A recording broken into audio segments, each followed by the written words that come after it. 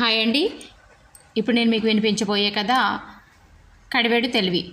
నేను చెప్పే కథలు మీకు నచ్చినట్టయితే నా ఛానల్ని లైక్ చేయండి, సబ్స్క్రైబ్ చేసుకోండి ప్లీజ్. ఇక కథలోనికి వెళ్దామండి. కడివెడు తెలివి. ఒకసారి అక్బర్కి ఎందుకో కారణం తెలియదు కానీ బీర్బల్ మీద చాలా కోపం వచ్చింది.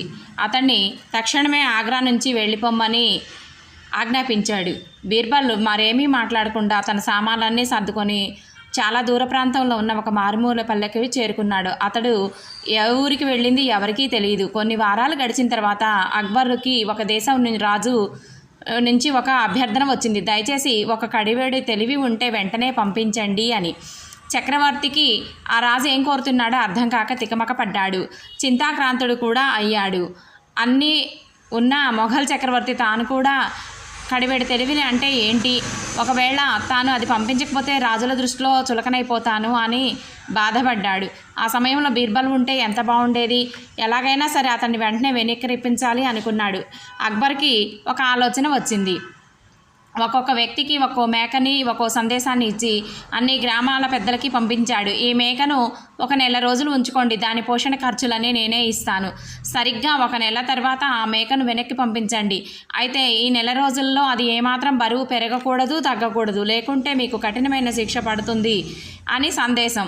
ఆ సందేశం అందులోనే ఆ గ్రామాల పెద్దలందరికీ కూడా విని ఆశ్చర్యపోవటమైంది.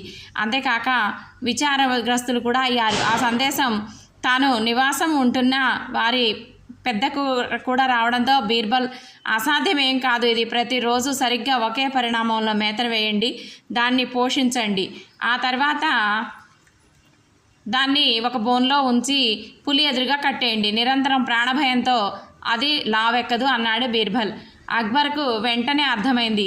బీర్బల్ సలహా వల్లనే ఆ గ్రామ పెద్ద అలా చేయగలిగాడు అని. వెంటనే ఆ గ్రామానికి మనుషులను పంపించాడు. ఆ తర్వాత పొరుగుదేశం రాజు కోరిన కోరికను గురించి చెప్పాడు. ఓ సాధాంత పని, నాకు కొద్ది వారాల సమయం ఇవ్వండి అన్నాడు బీర్బల్.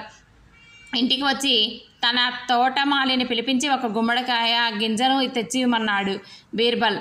దాన్ని నాటి ప్రతిరోజు సక్రమంగా నీళ్లు పెట్టాడు. త్వరలోనే ఆ గింజ మొలకెత్తి కొన్నాళ్ల తర్వాత ఆ మొక్క పూలు పూసింది. క్రమంగా ఆ గింజలు లేత గుమ్మడికాయ కాసింది.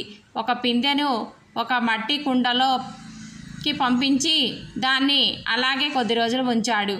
అలా ఆ పిందె పెరిగి ఆ కుండ నిండా అయింది. అప్పుడు బీర్బల్ చెట్టు నుంచి దాన్ని కాడను తెంపేశాడు. ఆ తర్వాత ఆ కుండ మూత చుట్టూ ఒక గుడ్డ కట్టి అక్బర్ దగ్గరికి తీసుకెళ్ళాడు. అయ్యా, ఇదిగోండి కడివెడు తెలివి, దీన్ని ఆ రాజుగారికి ఒక చిన్న సందేశంతో పాటు పంపండి. మీరు కోరిన కడివెడు తెలివి స్వీకరించండి. దయచేసి దాన్ని తీసుకొని ఖాళీ కడవను మాకు ఇప్పించండి.